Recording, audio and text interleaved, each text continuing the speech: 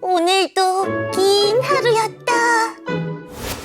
하지만 진짜 하루는 지금부터 시작이지. 우리 반 1등의 문제풀이 비법. EBS 수능 특강도 빼놓을 순 없지. 그런데 오늘 기출 문제는 하나도 못 풀었네. 아, 그래, 바로 이거야. 자기주도 학습. 나도 이제 순공 시간을 늘려봐야겠어. 그런데 이해가 안 되니까 혼자 공부할 수가 없네. 도대체 자기주도 학습은 어떻게 하는 거지? 안녕하세요 여러분, EBS 아이가 알려주는 친절한 공부법 공부의 기술 교사 조은입니다.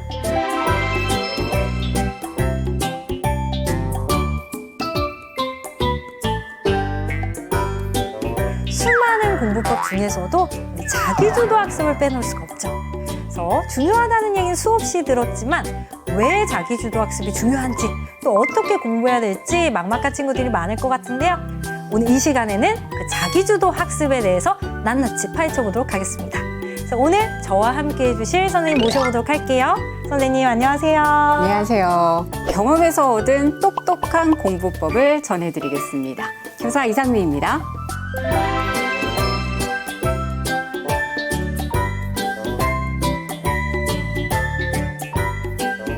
네, 오늘 우리 선생님을 모시고 자기주도 학습에 대해서 얘기 나눠보려고 하는데, 선생님 이 자기주도 학습이 스스로 공부한다는 의미가 있잖아요. 네. 근데 사실 막상 시작하려고 하면 어려운 부분들이 있어요. 이 자기주도 학습 어디서부터 시작을 해야 될까요? 네, 먼저 자기주도 학습에 대한 명확한 이해부터 분명히 짚고 넘어가야 될 것 같아요. 네. 자기주도 학습은 자신의 학습 목표를 스스로 설정을 하고, 그리고 처음에 전략부터 끝에 평가까지 학습의 전 과정에 자기 주도적으로 참여하는 공부 방법을 말합니다. 선생님, 그러면 여기까지 이해했을 때 자기주도 학습에서 가장 필요한 게 뭘까요? 일단 스스로 해야 되기 때문에 의지가 제일 중요할 것 같고요. 이제 그 다음에는 공부 태도나 또는 어떤 정답을 향하러 가는 기술, 이런 걸 연마해야 되지 않을까요? 네, 맞아요. 그런데 그런 것들도 굉장히 중요한데요. 사실 가장 중요한 게 있습니다. 그게 뭐냐면요. 네. 나만의 기준과 계획을 세우는 일이에요. 네, 먼저 기준을 쌓기 위해서는요, 나에게 필요한 공부가 무엇인지를 명확하게 파악하는 것이 굉장히 중요한데요.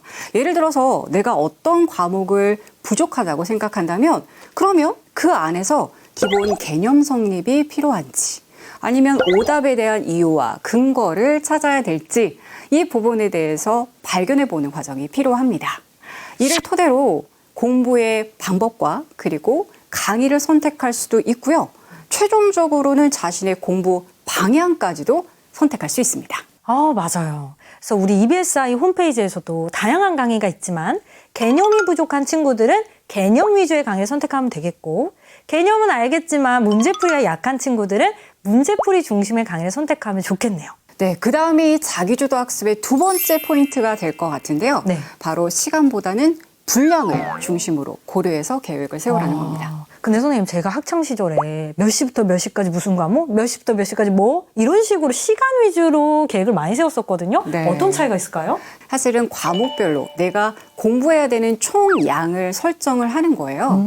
만약에 이 총량이 설정돼 있지 않는다면 사실은 시간만 채우는 공부가 되기 때문에 우리 친구들이 사실 책상 앞에 오래 앉아 있다 하더라도 공부량이 부족하게 되는 거예요.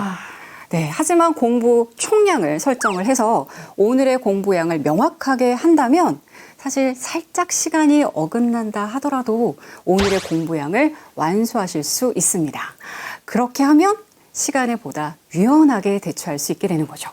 맞아요. 우리 공부 시간이 10시간이라고 해도 순공 시간이 다 채워지지 않는 경우가 많거든요. 그럼 또 자기주도 학습을 보기 어렵겠죠. 우리 학생들이 공부할 과목이 너무 많잖아요. 네, 맞습니다. 근데 이런 모든 과목에서 공부량을 조절하는 것이 쉽지만은 않을 것 같은데요. 그렇죠. 그래서 공부량을 조절하기 위해서 우리가 계획을 세분화하는 게 필요한데요.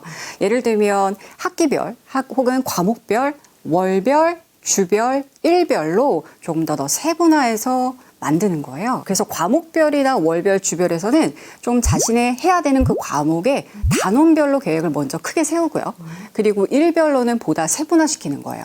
예를 들면 자신이 하고자 하는 교재의 페이지나 문항 개수, 이 개수들로 세분화시켜서 공부를 하는 거죠. 그래서 국어, 영어, 수학, 화학을 만약에 공부한다고 했을 때 어느 페이지를 얼마만큼 몇 개의 문제를 풀지를 일별로 우리 나누어 보는 겁니다. 이때 어떤 교재로 어느 정도 공부할지 세부적이고 구체적으로 계획을 세워서 하루하루 분량을 채워간다면 처음에 이거 언제 다 하지? 라고 생각했던 그 전체 양을 어느덧 다 도달하실 수 있습니다. 진짜 선생님 말씀해 주신 대로 하면 다 도달할 수 있을 것 같아요. 그래서 지금까지 자기주도 학습의 2가지 아주 포인트를 짚어주셨는데요. 기준과 계획을 세우는 것에 대해서 살펴봤는데요. 그럼 선생님, 조금 더 현실적인 공부 방법이 궁금합니다. 네, 아직까지 방출하지 않은 스킬이 하나 있는데요. 네. 사실 지금까지 내용이 기본 개념이었다면 이제는 조금 더 스킬에 가까운 이야기를 한번 해볼게요. 너무너무 네. 기대가 되는데. 기대하세요. 네, 바로 Y를 찾는 방법을 공부하는 겁니다. Y라는 건 사실은 왜인지에 대한 왜? 질문을, 답을 찾아가는 방식인데요. 네. 우리 친구들이 아무리 많은 개념을 머릿속에 넣어도 내신이나 수능에서 변별력 있는 문제들은요, 모두 다 개념을 응용해요. 왜 이 정답이 도출되었는지, 얘가 왜 오답인지를 알아가는 정확한 이유를 파악해야만 공부의 실력이 올라가게 되는 거예요. 그게 진짜 공부네요. 네, 맞아요. 찐 공부입니다. 정말 자기주도 학습을 잘하는 친구들이 인강을 활용하는 방법을 보더라도 이 Y를 찾는 방법을 잘하고 있구나라는 걸 알 수 있습니다. 여러분들을 위해서 특별히 쌤이 이 학생들이 공부하는 3가지 단계를 알려드리겠습니다. 와, 너무 또 쉽게 3가지로 정리를 네, 해주시네요. 맞습니다. 첫 번째, 첫 번째, 강의나 수업을 듣기 전이에요. 내가 이 강의 들어야지 라는 그냥 단순한 마음보다는 예습을 통해서 문제를 풀면서요, 중요한 개념들을 먼저 확인하는 거예요. 그러면 여러분들이 수업에서 그 개념에 대해서 수업을 들으면서 이 그 개념이구나 라고 하면서 조금은 더 관심을 보이고 흥미를 보이고 집중을 하게 돼서 더 큰 이해를 할 수 있게 되는 거죠. 그럼 선생님, 2번째는요? 네, 2번째는 강의를 들으면서입니다. 자, 여러분, 이 단계에서 문제의 본질이 해결됩니다. 공부를 하다가 이거 뭐였을까? 이게 왜 답이 되지? 이건 왜 오답이야? 라고 가졌던 그런 의문들이 해결이 되면서요, 깨달음을 얻게 됩니다. 이 과정을 통해서 여러분들이 정말 진짜 그 찐 실력을 찾게 되는 거죠. 그러면 이제 선생님, 마지막 3번째는 혹시 강의 후인가요? 네, 맞습니다. 네. 역시. 네, 강의 들은 후는요, 네.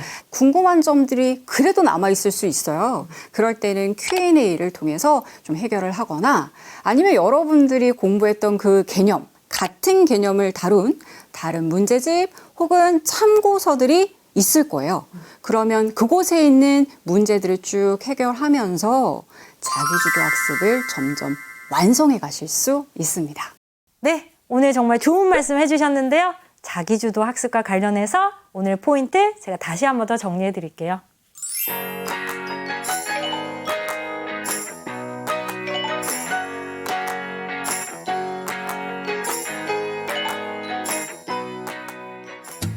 네, 하루아침에 모든 것을 이루려고 하기보다는 사소한 습관과 꾸준한 노력이 중요하다는 거 잊지 마세요.